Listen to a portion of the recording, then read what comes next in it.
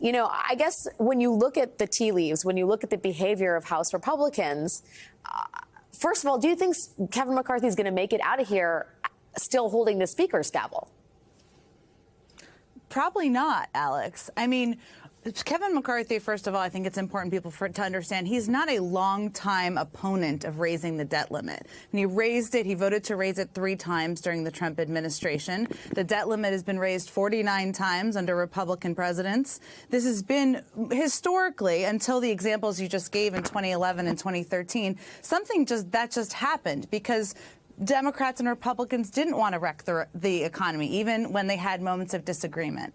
But I think it's also important to note that the reason why McCarthy is so vague right now is, as you just alluded to, he really doesn't have a plan on getting out of this. He promised spending cuts to the right-wing circus in his party, but those spending cuts he doesn't even have the votes for because they're all terrible, terrible options. You know, Jen, I'm reminded of last week, way back when it was last week or the week before, whenever the speaker's contest was in full, the full fever was breaking around Kevin McCarthy.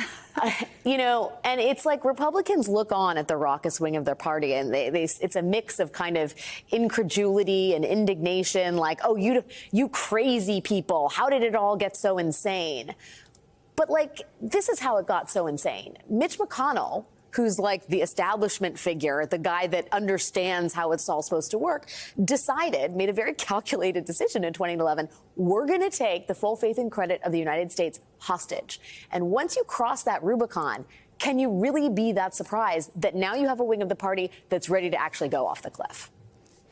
No, because they made it something that others would do in the future, as you just said. So that is one of the reasons, and I've talked to officials at the White House, my former colleagues, about this, why they do not want to make this a negotiation. Because once you make it a negotiation, like it was in 2011, the markets and the economy gets even scared about the uncertainty. That's what led to the credit rating being downgraded. That's what can lead to people's retirement accounts being diminished. And so they want to go back, as most sane people do, to the period of time when this was just raised, as it has been dozens and dozens of times in history. But the group of people in the party who seem to be controlling Kevin McCarthy's agenda, you know, they like the chaos. The chaos for them is attention. The chaos for them is fundraising. And so there's not an incentive to them, crazy enough, to not make this a chaotic hurtling toward uncertainty around the debt limit. So, but then how does the White House play this? Because it's one thing when the White House can sit back and look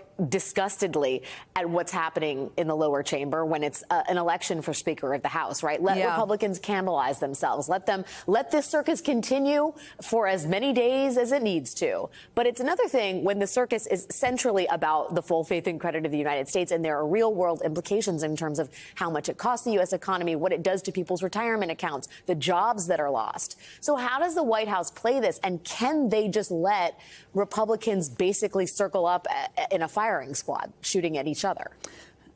Well, look, I know that President Biden sees the Senate and the House differently, maybe because he was in the Senate for so long. But it was Mitch McConnell, as much as he was a completely irresponsible actor back in 2011, who pulled together a number of Republicans in 2021 to raise the debt limit. Now, since that time, Donald Trump has attacked him, and it's become more of a hobby horse of the right wing. We'll see. But Democrats still control the Senate. So their focus is really on the House and smoking out Kevin McCarthy. Kevin McCarthy has said he wants to negotiate. That's not a good idea because that creates uncertainty.